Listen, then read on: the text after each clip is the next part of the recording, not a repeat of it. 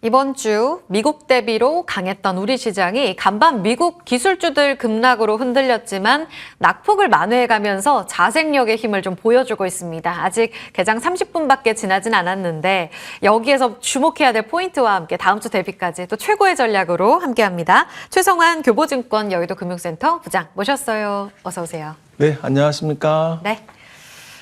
주말 앞두고 있어서 조금 경계 심리도 있을 거고 좀 불안하게 출발을 했단 말이에요.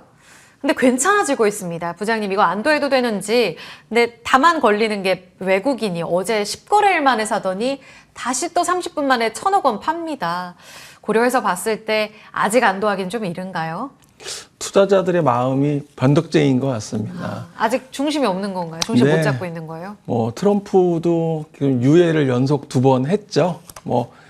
다 알면서 속아준다 이런 표현이 맞을지도 모르겠지만 트럼프는 좀 세게 얘기하고 상대방의 반응을 보고 또 거기에 대응을 하고 그러면 또 봐줄게 이런 식으로 계속 하는 것 같아요. 그래서 지금 아무래도 국내 시장도 이런 이런 불확실성 때문에 지금 변동성이 아무래도 작년에 주식시장이 꼴찌를 했었잖아요. 국내 한국, 대한민국이. 그렇죠. 그렇다 본다면 올해 상대적인 저평가로 인해서 1, 2월 달이 좋았다면 이제 3월은 좀 숨고르게 하는 쉬어가는 장에서 특히 미국 증시가 많이 빠지다 보니까 이제는 디커플링 되기가 쉽지 않은 아무래도 미국이 좀 분위기를 봐야 되는 그런 상황이 된 것 같고요.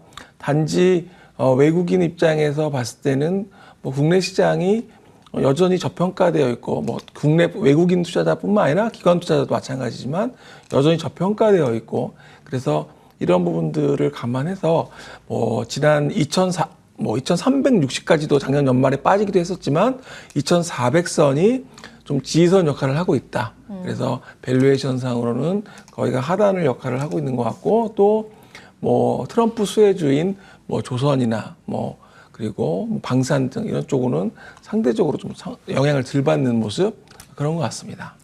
미국을 디커플링 하긴 좀 쉽지 않아서 3월에 숨고르기 이야기도 해주셨는데 올해 키워드가 우리도 1, 2월에 강했지만 지금 이번 주 보니까 유럽이랑 특히 독일이요. 그리고 중국도 너무나 강한 모습을 보인단 말이에요. 그런 측면에서 비미국 키워드에 우리 시장에 또 도움을 받는 포인트는 없을까요?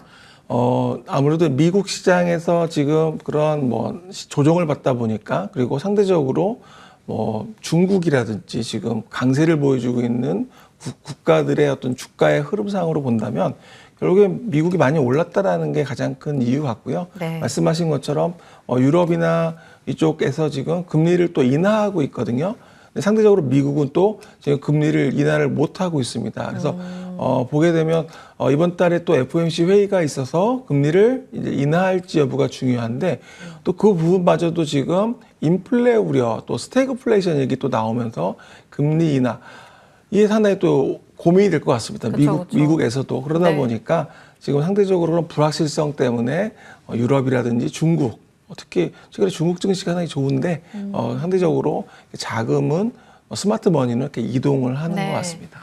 계속 움직여 다니는 움직임을 또 포착하는 게 중요할 것 같아요. 당장 주말 사이에 트럼프의 입과 또 고용지표 앞두고 조금은 불안한 심리들 오늘 반영되고 있다 해주셨습니다. 그러면 섹터로 넘어가 볼까요? 저희 바이오 같은 경우에도 연초부터 꾸준히 매력도 있는 종목들을 많이 체크해 주셨단 말이에요. 근데 어제만 놓고 봤을 때 좀 급락이 나와서 많이들 놀라셨을 겁니다. 알테오젠 급락. 오늘은 지금 보합권까지 올라왔고요. 리가켄 바이오도 추가 하락이긴 한데 낙폭을 줄여가고 있습니다. 외국인의 매도가 좀 공격적으로 나왔는데 아직은 괜찮은 것인지 바이오 섹터 어떻게 보세요? 바이오는 올해 외국인들이 매수를 좀 들어오는 순매수가 들어오는 기업들이 알테오젠, 유한양행, 그런 식으로 삼천당 제약 몇 개의 기업들의 매수가 최근에 눈에 띄고 있는데요. 하지만 주가는 어제 조정을 받았죠. 상대적으로 본다면 3월달, 4월달은 지난번 말씀드렸지만 유럽 학회도 있고 미국에서도 학회도 있고 이런 글로벌 학회들이 계속 열립니다. 그래서 거기서 임상 결과에 대한 발표도 있고 또 파트너십에 대한 기대감도 반영이 되는 그런 시기가 3월, 4월이거든요. 그래서 제약바이오가 전체적으로 3월, 4월은 상대적으로 그런 업종 내에서는 좀 수익률이 좋았던 부분입니다.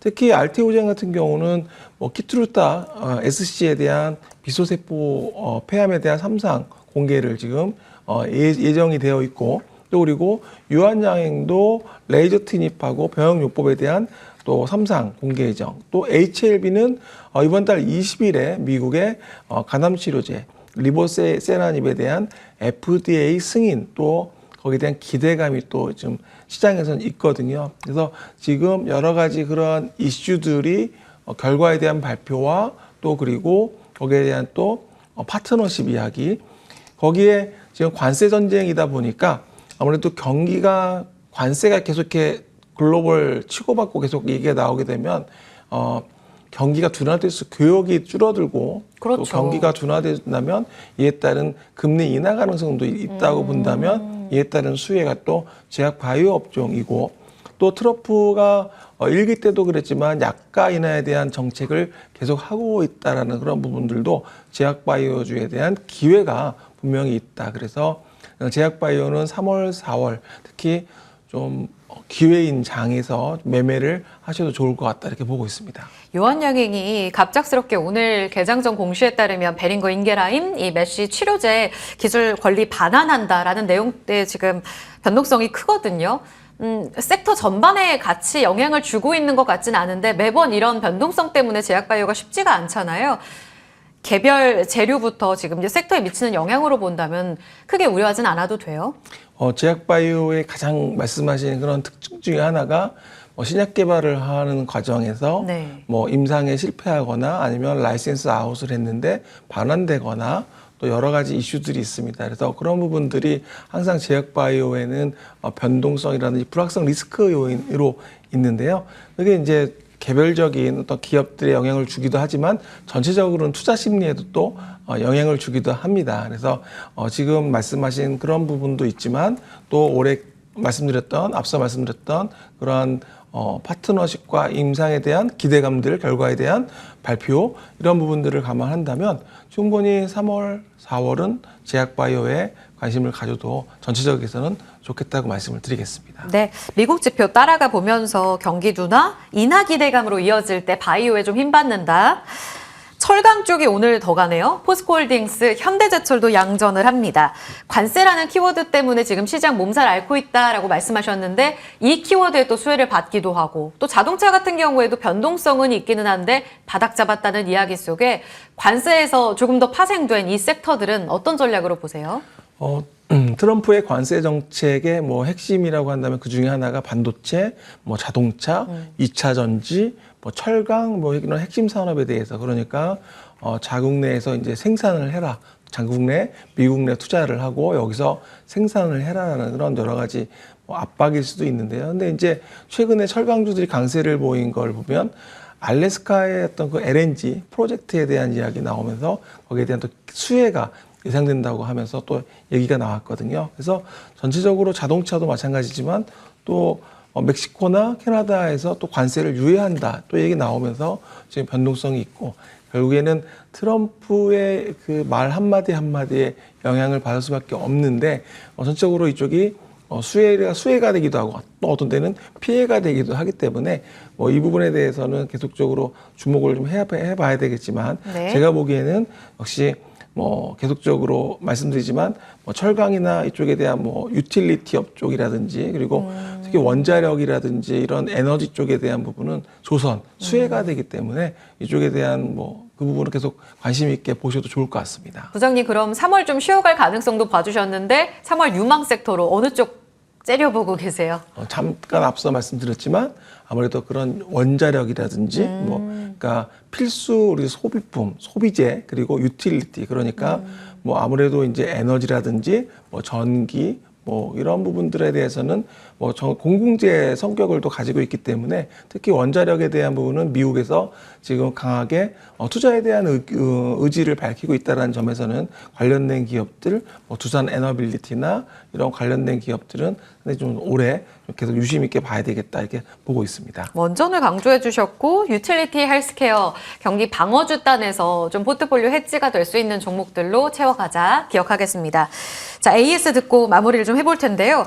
폴더블 쪽이 조금씩 힘을 받아가고 있습니다. 파이낸텍을 주실 때만 하더라도 너무 조용했었단 말이에요. 근데 시장이 조금씩 관심을 갖고 지금 상승률 쭉쭉 올라가고 있습니다. 지금부터 계속 적극적으로 모아가는 전략 유효한 거예요? 저는 상반기에 분명히 애플 그러니까 폴더블 폰의 출시에 대한 그러니까 관련된 밸류체인 기업들이 이제 나올 거라고 봅니다. 상반기에 그 관련된 기업들이 분명히 주목을 받을 거고요. 그 중에 하나가 저는 파인엠텍이라고 보고 있습니다. 그래서 이 부분을 좀 계속적으로 좀 관심 있게 보시면 좋을 것 같고요.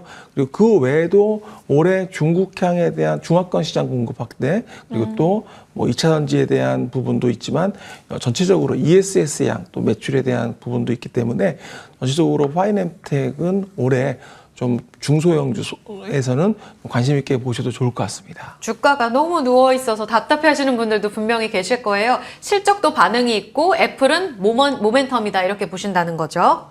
좋습니다. 파이nem텍 주목해 보겠습니다. 여전히 매력적. 그리고 바이오 저희 앞서서 잠깐 점검해 봤는데 퓨처캠도 이런 섹터의 움직임에 같이 뒤따라갔어요. 상승률은 여전히 20% 이상 높기는 한데 일부 고점 대비로는 지금 반납된 상황이라 지금 현재 자리 위치 어떻게 파악하세요? 저는 퓨처캠은 상반기에 되게 중요한 모멘텀이 두 가지가 있습니다. 이번 달에 그 FC705 그러니까 전립선암 치료제에 대한 임상 이상 최종 결과가 나오거든요. 이미 중간 결과에서 경쟁 약물에 대비해서 절반 용량으로 유효성과 또 부작용이 상당히 우위했다라는 점에서 베스트 인 클래스가 될 거라고 보고 있습니다. 그래서 이게 굉장히 중요한 포인트고 또 하나는 FC303 그러니까 진단지에 대한 그 임상 3상 투여가 마무리됐거든요. 그 결과가 상반기에 나오면 품목화까지 진행을 할 텐데 결국에는 제약바이오에서 가장 중요한 게 결과와 또 그런 부분들이 있어서 퓨처캠을 계속 관심 있게 보셔도 좋을 것 같습니다. 이달 내일 모멘텀 기억하겠습니다. 최종환 부장과 함께 했고요. 같이 인사드리겠습니다. 낙폭 계속 줄여가는 우리 시장 조금 더 뒷심 발휘해 주기를 응원합니다. 남은 시간 힘내세요. 고맙습니다.